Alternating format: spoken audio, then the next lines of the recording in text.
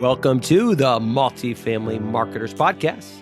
I'm your host, Josh Grillo, co-founder here at Resident 360. I'm also joined by my co-host, Miss Caroline Mills. Miss Caroline Mills, how are we doing this afternoon? How's everything going out there? Josh, you're going to be excited for me today. Today, we have a high of 83. Oh, man, you guys are rocking. That is like perfect springtime weather for you.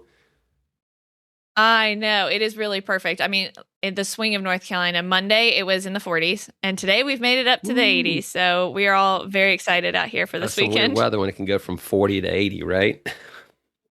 Oh, yeah. Oh, yeah. We also get it where it'll like trick the plants and they'll start blooming and then it freezes and then they'll die again. So we're hoping, fingers crossed, that we stick with spring. Oh, boy. So for the show today, we are talking about fee transparency. And what about fee transparency, Caroline? I'm excited. I mean, this is going to be a good one because it's something that's not only affecting the operating and the on-site teams, but it's definitely affecting the way that we're marketing apartments, and definitely a term you're hearing thrown around a lot. All right. Well, let's just jump right into it. What is fee transparency for everybody listening? What is fee transparency? Yeah, so kind of at its core and kind of the point of why it is becoming such a hot topic is it's making sure that renters clearly understand the total cost of living at the property before they start the leasing process. So for a long time, what we're used to is renters would see an advertised rent, maybe it's $1,500. And then as they move through the application process, they just start to uncover and discover other fees that are happening. So it might be an amenity fee, it might be pest control fees, it might be valet trash, it might be technology fees, parking fees, whatever it may be, and they're all required. So then all of a sudden, that unit that was $1,500 might actually cost closer to $1,700 or $1,800.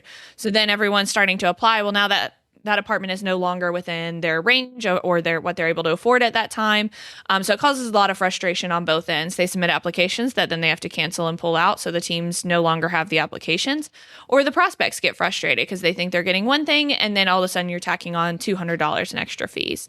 So fee transparency is really about bringing those costs up front so that renters can make those informed decisions earlier on in their search. Well, it's always been done that way. So why is it becoming such a big topic right now? It really is. I think you can see all sorts of marketing platforms out there talking about it, but there's kind of two main drivers. So the first is consumer expectations.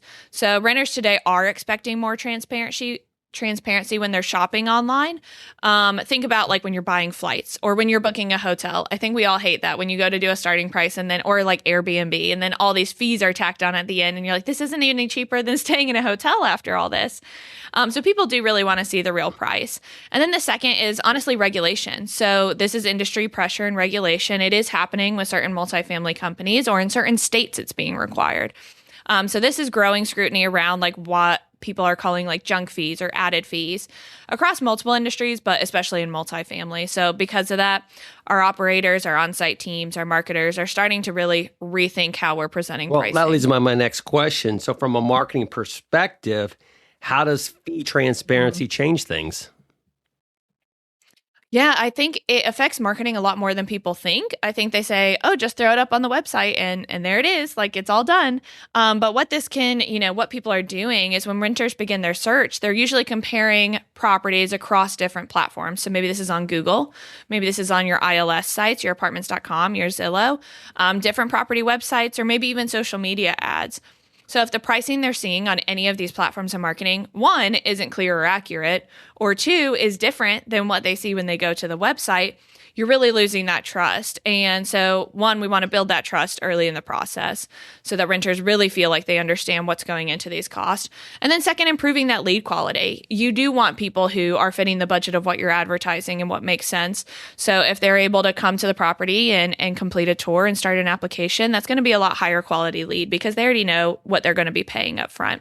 And then third, it can just really reduce frustration, during the leasing process altogether. Well, that's interesting because I think a lot of people assume transparency will kind of scare renters away, right? So they're seeing, I'm assuming they're seeing this full itemized list. You got your base rent and then you got all the other little fees that are tacked on to it. So it looks pretty big and looks pretty scary. If you're a renter, you're like, I don't want to pay all that, and you leave. But is that is that the case? Yep.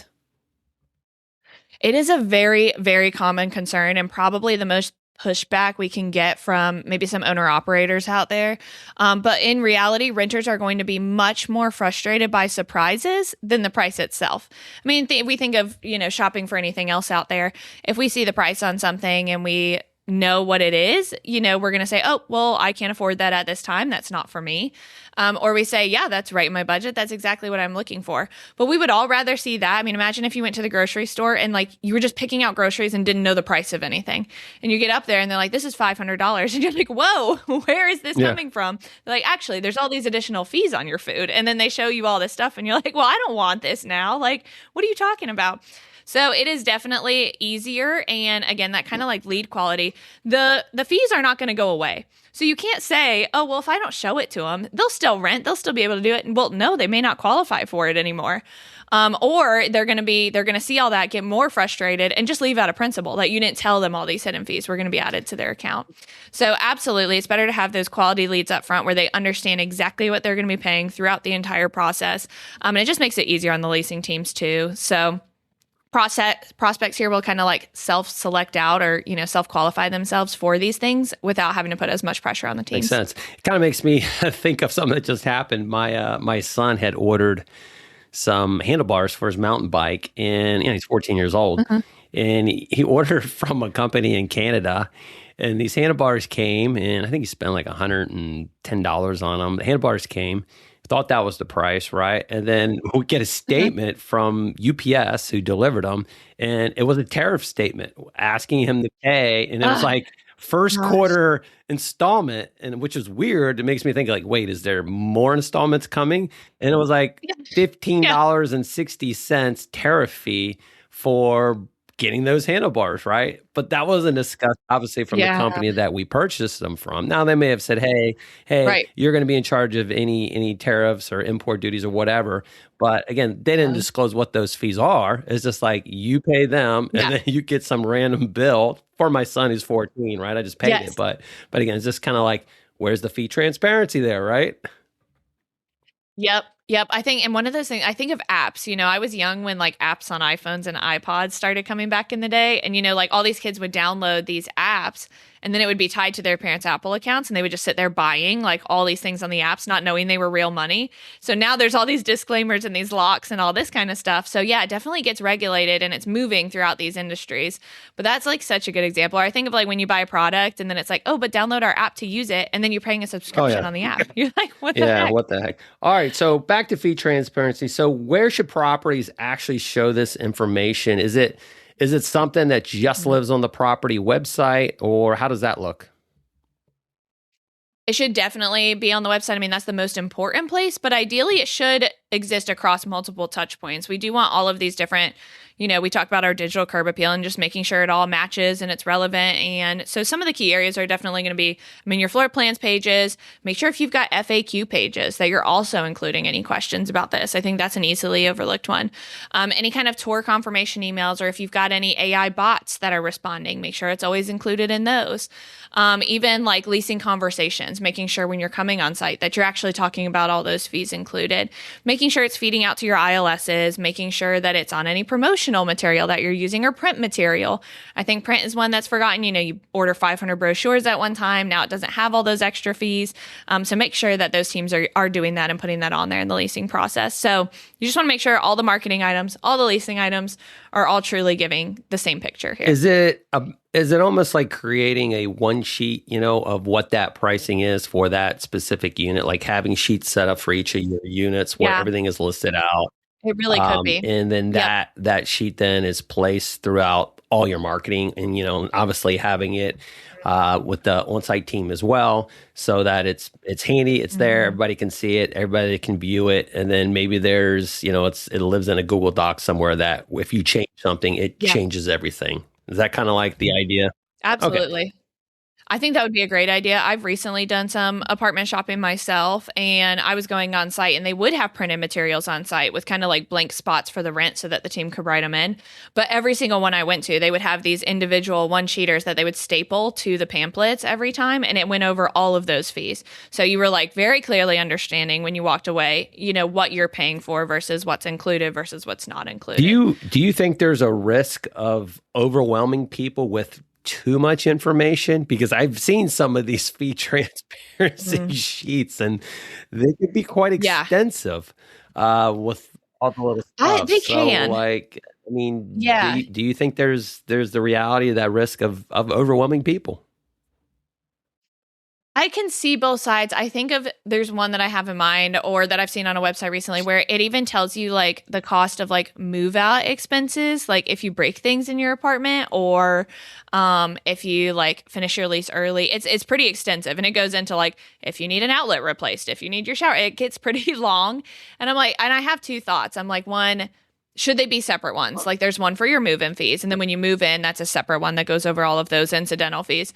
But then two, I do see it the other way, where if up front you know that if you're breaking these things before you ever apply for the apartment, you kind of know what you're getting into and what the cost of replacing things are, while you're there. Now, where you have these live, I think can be opportune, like how you present them to people.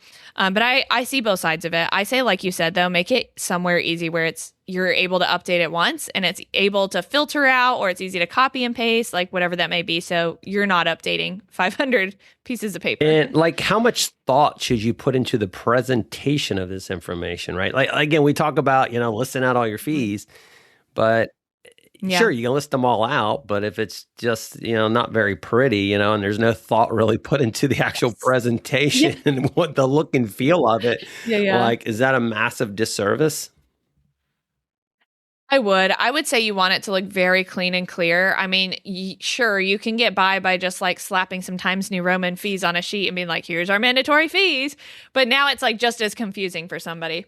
So absolutely. I think there's ways to. The ones I was seeing when I was touring was like they would break it down by like, here's your community fees that are required. Here's your, in amenity, your in-unit fees that are required versus your in-unit fees that you set up. And it was very clear sections, but I can see where it's like, if it's just some long Excel sheet or something, I mean, think about if you were trying to look at something and how confusing that would make it for your prospects. I would truly highlight the few that are required and they do need to know up front.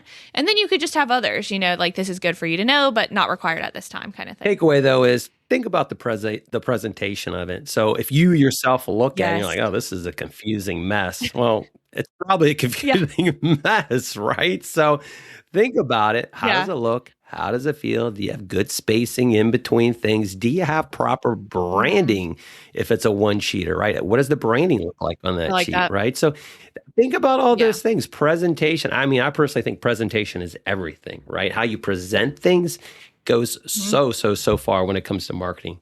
All right. So if you're a marketer listening to this show and your property hasn't fully addressed fee transparency yet, Caroline, where should you start? Absolutely. We love a good auditing, so I'm going to throw some more auditing in here. But really the good first step is just auditing your renter journey. So again, we call it, putting your prospect hat on, acting as your prospect. They come to the property. What does someone see when they first discover the property? When do the additional fees appear during the process? Act like you're somebody selecting a unit and you're going to apply. When are they coming across those fees that are going to be there? And then could a prospect feel surprised at any point? Is there any point where you're like, oh, I know there's a technology fee there, but you're not going to get to it till right before you submit your application? Those are the kind of things to keep in mind. So from there, work with your ops and your leasing teams to determine how the pricing can be communicated more clearly. Your company may have certain regulations or rules on where they want this presented or how they want it presented. But even some small adjustments like updating floor plans page or adding a fee breakdown can definitely make a big difference.